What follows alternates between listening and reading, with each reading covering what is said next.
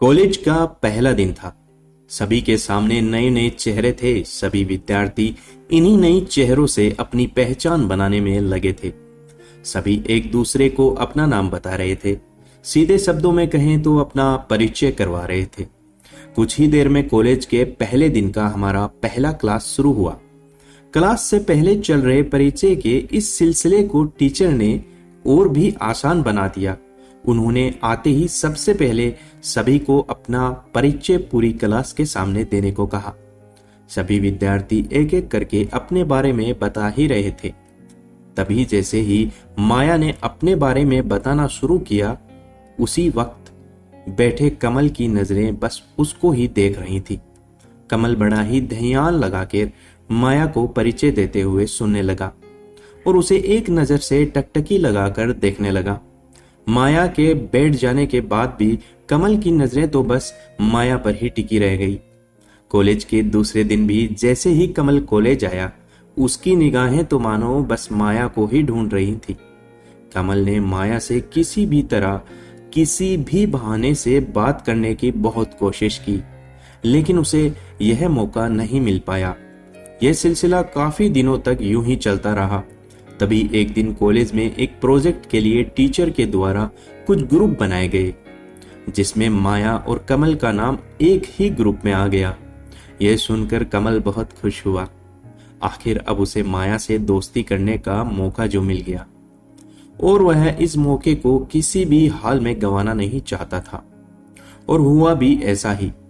साथ प्रोजेक्ट बनाते हुए माया और कमल में बातचीत शुरू हो गई और फिर देखते ही देखते दोस्ती भी हो गई। वक्त के साथ साथ माया और कमल के बीच काफी अच्छी दोस्ती हो गई, लेकिन माया और कमल की दोस्ती धीरे धीरे कुछ ज्यादा ही बढ़ने लगी। फिर एक दिन सही मौका देखकर कमल ने माया से अपने प्यार का इजहार कर दिया। माया भी उसे मना नहीं कर पाई, क्योंकि कहीं ना कहीं उसको भी कमल से प्यार हो गया था। अब वह दोनों दोस्त के साथ साथ लवर भी बन चुके थे। अब तो पूरी क्लास को भी उनकी लव स्टोरी के बारे में पता चल चुका था। कमल हमेशा माया को महंगे महंगे तोहफे दिया करता था और माया भी प्रोजेक्ट बनाने में कमल की मदद किया करती थी। सभी कहते थे कि कमल और माया दोनों एक दूसरे के लिए ही बने हैं, यानी कि यह जोड़ी बहुत खूबसूरत है। कुछ वक्त के बाद कॉलेज भी पूरा हो गया। कॉलेज के बाद भी दोनों का मिलना जुलना जारी रहा। माया हमेशा बातों ही बातों में कमल से शादी के लिए पूछती थी, तो कमल हमेशा माया को भरोसा दिलाता कि अब वह उसके बिना नहीं जी सकता। करीब 4 साल तक दोनों का रिलेशन बहुत अच्छा चला, लेकिन कॉलेज के बाद कमल और माया का मिलना जुलना काफी कम हो गया था। जब माया उसको फोन करती तब भी कमल उससे ठीक से बात नहीं करता था। जब भी उसे माया यह पूछने की कोशिश करती तो वह कहता कि वह अपने पापा का काम में हाथ बंटवाता है। हालांकि माया ने अपने घर में भी कमल के बारे में सब कुछ बता दिया था, इसलिए माया के घर वाले भी अब उस पर कमल से शादी करने का दबाव बनाने लगे थे। लेकिन अब माया अपने घर वालों को कोई भी जवाब नहीं दे पा रही थी, क्योंकि फिर एक दिन माया कमल के पापा के होटल में पहुंच गई। वहां उसे कमल नहीं मिला, तो माया ने कमल के पापा को कहा कि वह कमल की दोस्त है और यहाँ से गुजर रही थी, तो यहाँ आ गई। कमल के पापा ने माया को बैठने के लिए कहा और अंदर वेटर को कुछ खाने का इंतजाम करने को कहा। दोनों बैठकर बातें करने लगे कि तभी कमल के पापा ने कहा कि बेटा, तुम आ रही हो ना कमल की शादी में? यह सुनकर मानो माया के पैरों तले जमीन खिसक गई। उसने फिर से पूछा तो उन्होंने कहा, हाँ, कमल की शादी है अगले महीने और वह उसी की तैयारी में लगा हुआ है। बहुत खुश है वह।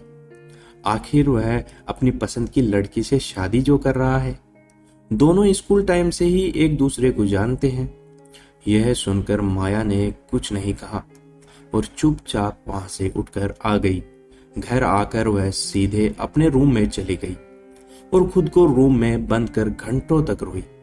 माया ने इसके बारे में अपने माता पिता को भी बता दिया था। उन्होंने माया को किसी तरह समझाया कि जिंदगी में अब तुम्हें आगे बढ़ना चाहिए और अपने भविष्य के बारे में सोचना चाहिए। जो वक्त गुजर गया है उसके बारे में सोचकर अपनी आगे की जिंदगी खराब मत करो। लेकिन माया अभी भी कमल को भूल नहीं पाई। रोज रात को रोते हुए अपने दिल को दिलासा देते हुए कहती, तो क्या हुआ जो मेरा प्यार बेवफा निकला। मेरे प्यारे दोस्तों, आपको प्यार हमेशा सच्चा और सफल हो ये जरूरी नहीं है। काफी दफा लोगों को प्यार में धोखा भी मिलता है और इसमें कहीं ना कहीं कमी आप में भी रही होगी। जो आपने ऐसे इंसान से प्यार किया जो आपके लिए बना ही ना हो। आपको ये कहानी कैसी लगी कमेंट करके जरूर बताइएगा। चैनल पर नए हैं तो चैनल को सब्सक्राइब जरूर कीजिएगा और जिन्होंने सपोर्ट दिया है, जिन्होंने चैनल को सब्सक्राइब किया है, उनका बहुत बहुत धन्यवाद।